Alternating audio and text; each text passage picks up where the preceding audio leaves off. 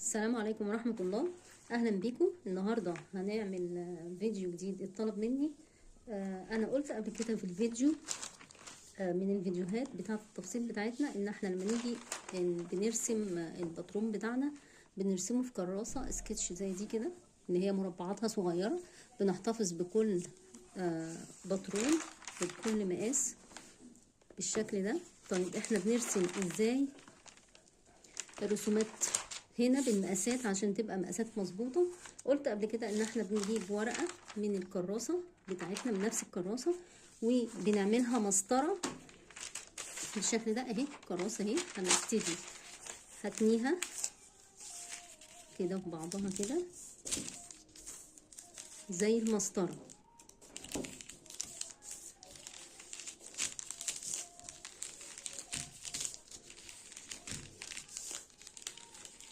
اهي وبتنيها كويس اوي.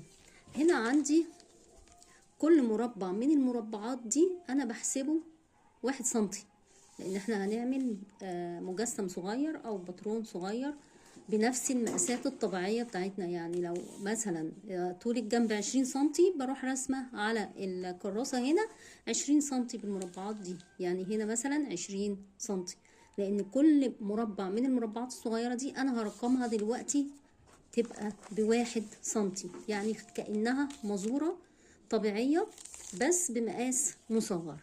هبدأ كده عند كل مربع هكتب الرقم، ادي 1 سنتي 2 3 4 5، يبقى كل سنتي كل مربع من هنا ب1 سنتي، ونقيس ونرسم بيه المقاس بتاعنا عادي خالص. وهنشوف وهنجرب معاكم في الكراسة بتاعتنا. وفي فيديوهات قبل كده كانت معمولة من فترة واحنا برضو بننفذ بيها بطريقة الرسم في الكراسة بتاعت السكتش بتاعتنا.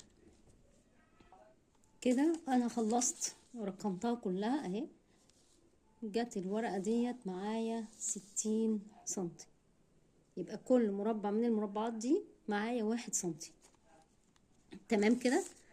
هنا مثلا لو شوفنا الباترون اللي احنا راسمينه في الكراسة بتاعتنا، وهناخد طول الوسط، بناخد طول الوسط من عند نقطة الكتف لحد الوسط.